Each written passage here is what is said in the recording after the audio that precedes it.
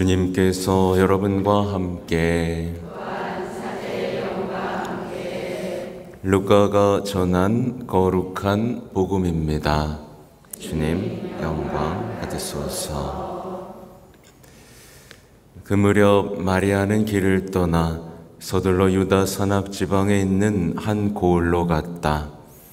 그리고 스가랴의 집에 들어가 엘리사벳에게 인사하였다. 엘리사벳이 마리아의 인사말을 들을 때 그의 태 안에서 아기가 뛰놀았다. 엘리사벳은 성령으로 가득 차 큰 소리로 외쳤다. 당신은 여인들 가운데에서 가장 복되시며 당신 태중의 아기도 복되십니다. 내 주님의 어머니께서 저에게 오시다니 어찌 된 일입니까? 보십시오. 당신의 인사말 소리가 제 귀에 들리자 저의 태 안에서 아기가 즐거워 뛰놀았습니다. 행복하십니다. 주님께서 하신 말씀이 이루어지리라고 믿으신 분. 그러자 마리아가 말하였다. 내 영혼이 주님을 찬송하고 내 마음이 나의 구원자 하느님 안에서 기뻐 뛰니 그분께서 당신 종의 비천함을 굽어보셨기 때문입니다. 이제부터 과연 모든 세대가 나를 행복하다 하리니 전능하신 분께서 나에게 큰일을 하셨기 때문입니다. 그분의 이름은 거룩하고 그분의 자비는 대대로 당신을 경외하는 이들에게 미칩니다. 그분께서는 당신 팔로 권능을 떨치시어 마음속 생각이 교만한 자들을 흩으셨습니다. 통치자들을 왕좌에서 끌어내리시고 비천한 이들을 들어 높이셨으며 굶주린 이들을 좋은 것으로 배불리시고 부요한 자들을 빈손으로 내치셨습니다. 당신의 자비를 기억하시어 당신 종 이스라엘을 거두어 주셨으니 우리 조상들에게 말씀하신 대로 그 자비가 아브라함과 그 후손에게 영원히 미칠 것입니다. 마리아는 석 달가량 엘리사벳과 함께 지내다가 자기 집으로 돌아갔다. 주님의 말씀입니다.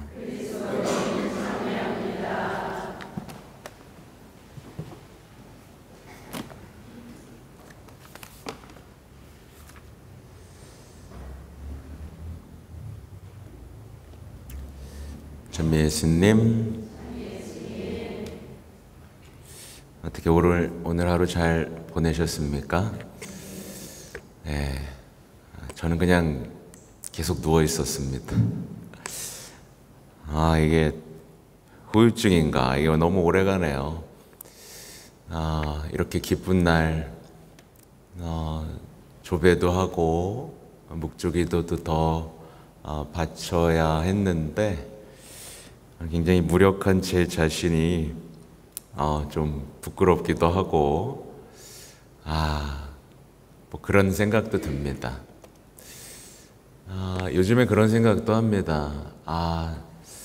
내가 매일 성체를 모시지 않는다면, 내가 매일 미사를 드리지 않는다면, 내가 매일 성모님께 자신을 봉헌하고 묵주 기도를 바치지 않는다면 내 삶은 얼마나 망신창일까. 정말 그 막시밀리아노 콜베 신부님이 말씀하신 것처럼 어떤 이 은총이 없다면 대죄에서 대죄로 나아갈 수밖에 없는 이 인간의 비참함에 대해 체험하고 있습니다.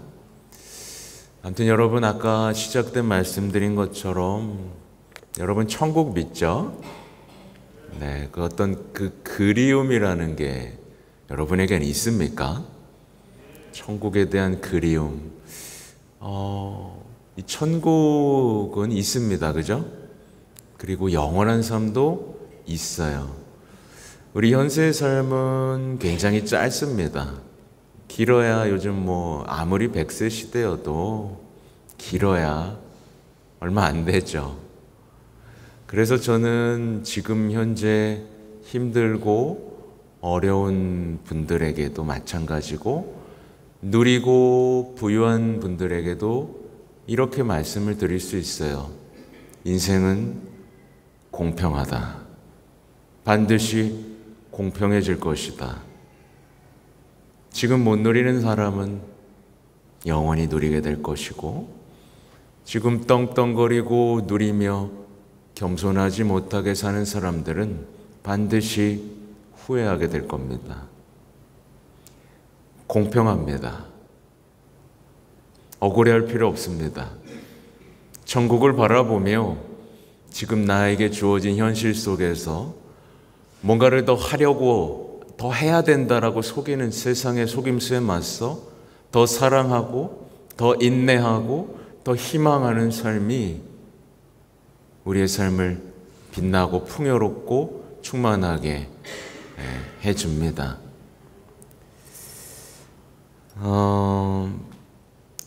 오늘 성모 승천대축일인데요.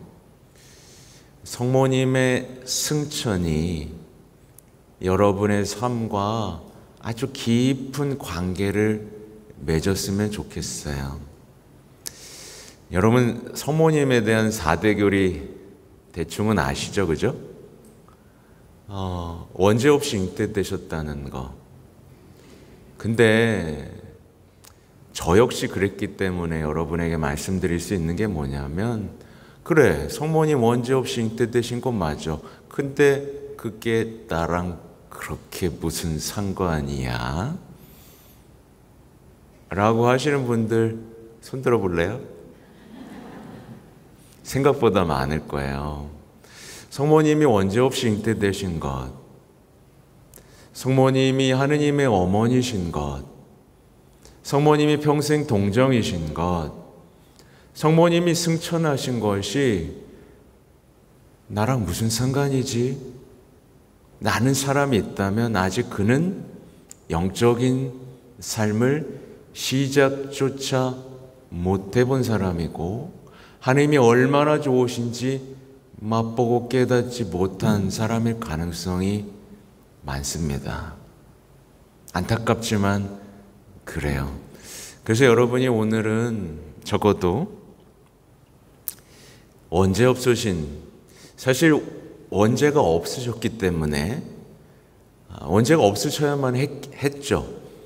그래야 우리 원죄로 물든 우리의 영혼들과 우리를 구원할 수 있는 구원자를 낳고 시작할 수 있었으니까요. 그리고 이 죄가 없었기 때문에 결국 죄로 물들지 않은 영혼, 우리가 죄와 싸워야 하는 이유, 죄를 물들지 않아야만 그렇게 하늘 높이 죽음이라는 원수의 지배당하지 않고 하늘로 오를 수 있다는 걸 우리에게 보여주시며, 우리가 무엇과 싸워야 되고 무엇을 희망해야 되는지를 보여주는 거울 같은 분입니다. 하느님의 어머니이시기 때문에 우리의 어머니시자 우리를 기르시는 분이고, 모든 은총의 어머니가 되실 수 있는 분이시고, 평생 동정, 그 깨끗함, 그 빛나는 아름다움이 우리를 늘 놀라고 경탄하게 만들기에 우리의 영혼은 어머니를 바라보며 살아갈 수밖에 없죠. 원죄 없이 잉태되신 성모님을 여러분 사랑하셔야 됩니다. 저는 어제 막시밀리아노 콜베 신부님의 말씀을 빌어 여러분에게 강조드리고 싶어요. 성모님을 좀 마음껏 사랑하세요. 할 수 있는 모든 것을 동원해서 사랑하세요. 겁먹지 말고 사랑한다고 고백하고 또 고백하고 그 앞에 무릎을 꿇고 초를 바치고 그 눈을 들여다보며 그 눈 속에 빛나는 성모, 예수님께 대한 사랑, 천국에 대한 그리움, 우리에 대한 연민을 바라보세요. 그렇게 될 때 우리의 삶은 바로잡기 시작됩니다. 우리의 삶은 사랑이 시작되고 성모님을 닮게 되고 말씀에 귀 기울게 되고 겸손하게 되고 그리고 모든 은총 속에 있게 됩니다. 여러분 은총 받고 싶지 않습니까? 은총 받고 싶다면 모든 은총의 어머니이자 중재자이신 성모님께 우리 자신을 바치는 걸 어렵게 생각하거나 뒤로 발뺌할 필요가 없습니다. 그 모든 은총 속에서 우리는 이게 은총이구나. 그렇다면 이 은총을 주시는 그분과 함께 있을 때 삶은 어떨까? 라고 하면서 천국에 대한 그리움이 점점 커지겠죠. 그리고 천국에 걸맞는 삶의 방식에 대해 고민하게 됩니다. 겸손이 뭐지? 사랑, 나도 할 수 있을까? 순종, 뭐지? 왜 예수님은 가난하게 사셨지? 그러면서 이제 복음의 눈이 활짝 열리게 되는 거죠. 사실 오늘 복음을 해설을 했거든요. 오늘 복음은 대단히 중요한 삶의 방식, 우리가 지금까지 살아왔던 행복의 공식과 아주 반대되는 삶의 공식을 제시하면서 이것이 진정한 행복이다라는 것을 제시하고 있습니다. 첫 번째로 볼 건 길을 떠난다는 겁니다. 왜 떠나죠, 여러분? 섬기기 위해 떠납니다. 여러분, 섬기기 위해. 이게 중요해요. 우리는 섬김을 받기를 원하는, 더 편하고 대접받고 상처받지 않는 삶을 연구해 왔습니다. 그래서 현대인들이 삶을 지탱하는 방법은 더 많이 대우받는 위치에 올라가고, 그렇지 못하다면 자존감이라도 챙겨서 어떻게 보면 내적 평화 속에서 그 누구도 나를 방해하지 않는 권리를 주장하는 아주 이기적인 삶의 방식이죠. 그래서 그러면 행복해지나요? 아니요. 더 깊은 상처와 더 깊은 우울이 우리 앞날을 기다리고 있습니다. 그러나 성모님은 그게 아니라고 말씀하시죠. 떠나는 겁니다. 섬기기 위해. 근데 이 길은 이미 예수님이 보여주신 길이죠. 예수님이 우리에게 왜 오셨죠? 섬기기 위해 오셨습니다. 오늘 여러분도 섬기실 겁니다. 여러분의 발을 닦아드리고, 여러분의 죄를 씻어주고, 여러분을 또 먹여주고, 여러분을 온 마음을 다해 섬기실 겁니다. 이게 예수님의 길이고 또 성모님이 제시한 길이고, 우리 그리스도인들이 모두가 가야 할 사랑의 길, 하늘나라를 향한 고속도로, 이게 바로 섬기기 위해 떠나는 삶이죠.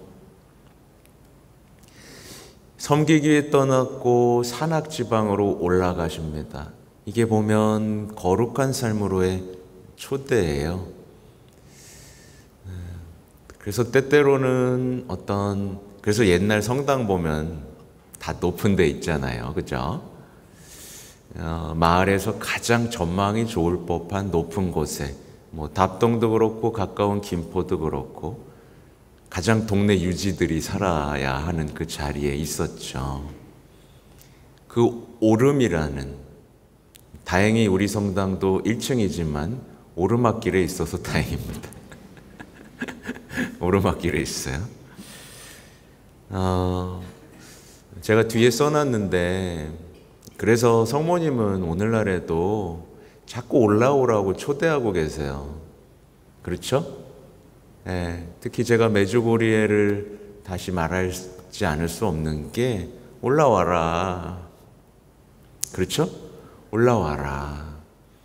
근데 또 올라오면 엄마는 가만히 안 있어요. 와줘서 고맙다. 올라와라. 기도하자. 기도를 왜 하죠, 여러분? 기도를 아직도 내 욕망을 채우기 위해서만 하나요? 아니에요. 그러지 말라고 항상 주님의 기도와 성모성이 앞에 있죠. 우리는 이웃을 위해 기도합니다. 평화를 누리고 있지 못한, 아프고 고통받고 대우받지 못하는 수많은 영혼들을 위해 기도합니다. 이 기도들이 파티마의 기도하고 또 연결되죠. 사실 파티마의 기도의 4가지 기도문을 보면 사실 모두 다 이웃에 대한 사랑이 담겨 있어요. 저도 예전엔 이거 기도문들이 잘 보이지 않았습니다. 그러나 가만히 보면 볼수록 그 따뜻한 인간에 대한 그 사랑이 모조리 담겨 있어서 감동하지 않고 기도를 받지 감동할 수밖에 없어요.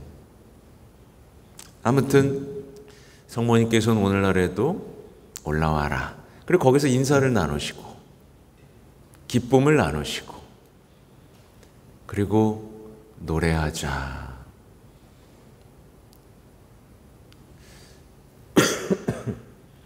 저도 좀 노래를 자주 해야겠다는 생각을 합니다.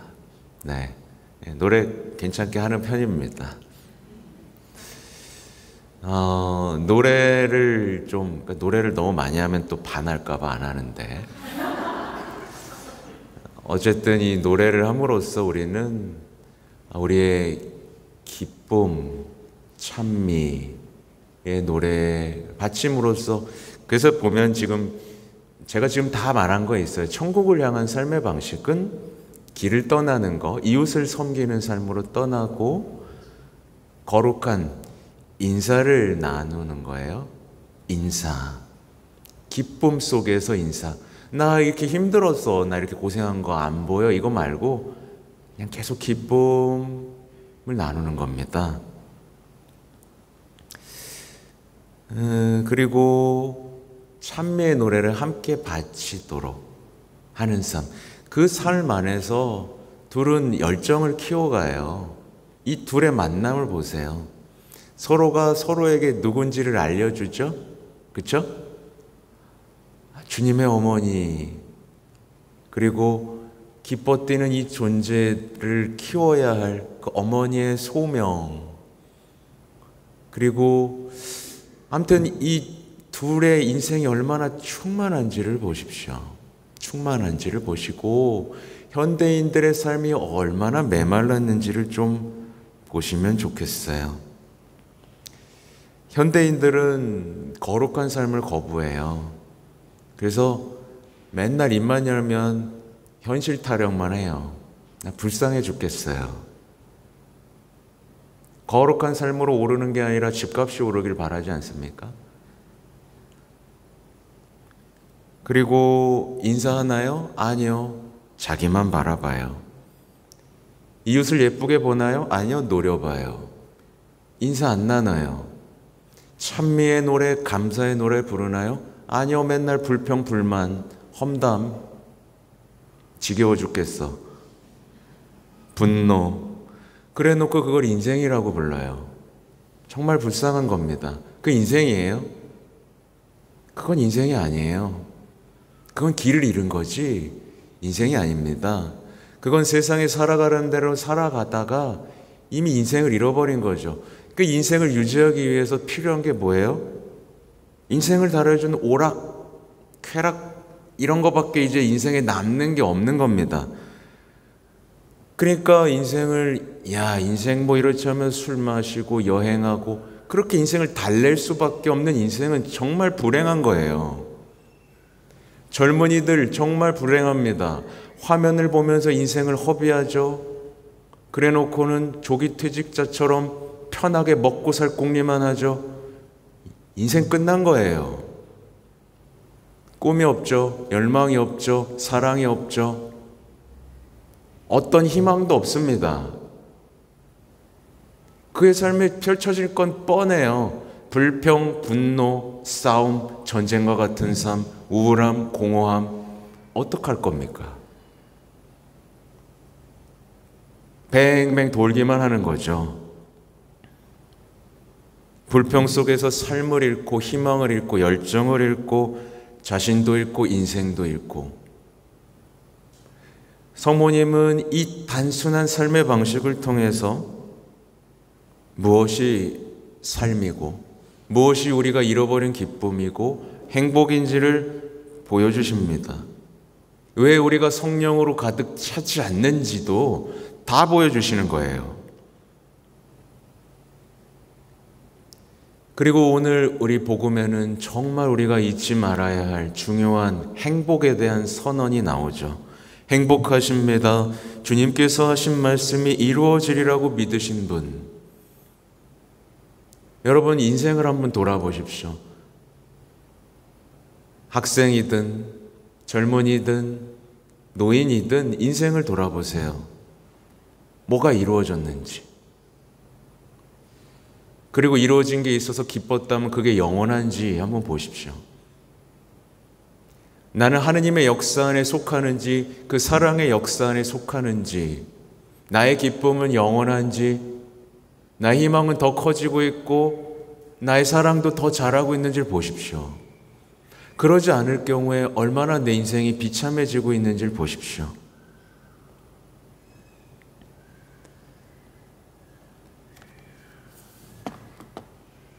성모님은 이제부터 과연 모든 세대가 나를 행복하다 하리니라는 예고를 하십니다. 예언이죠. 이 예언에 속한 사람이 되어야지 이 예언을 이해하지 못한 사람에 속해서는 안 됩니다. 성모님의 노래에 나오는 모든 이야기들은 이루어질 겁니다. 이루어질 거예요. 과연 여러분은 뭐에 희망을 두고 있는지, 무엇을 행복이라고 말하고 있는지, 무엇을 기쁨이라고 말하고 있는지를 보시면 좋겠습니다. 그리고 늦지 않았어요. 저도 몸이 이 모양이고 그래서 이번 봉헌은 못했어요, 저는. 근데 다만 원죄 없이 잉태 되신 성모님을 좀 기억하고 그때를 다시 한번 다짐해야 할, 봉헌해야 할 시기로 잡고 있습니다. 왜냐하면 저도 이제 매일매일 회개를 하는데 원죄 없이 잉태 되신 성모님에 대한 신심이 내가 좀 몰랐구나. 언제까지 배워야 될지 모르겠습니다. 어쨌든 봉헌하신 분들 모두 축하드리고, 여러분들 축하드립니다. 안 하신 분도요. 왜냐하면 봉헌이 뭔지 알았거든요. 인생을 바꿀 수 있는 정말 세상에 없던 지혜를 여러분 오늘 마주하신 거거든요. 아무튼 그래요. 이 불쌍한 사제를 위해서 좀 기도해 주십시오. 불쌍한 사제가 이렇게 애를 쓰면서 사는데 저 역시 이렇게 약하고 부족한 처지에 놓이고 말았습니다. 하여튼 기도 부탁드리고 여러분의 봉헌을 기쁘게 축하하고 응원합니다. 모두 박수 먼저 좀 치고요.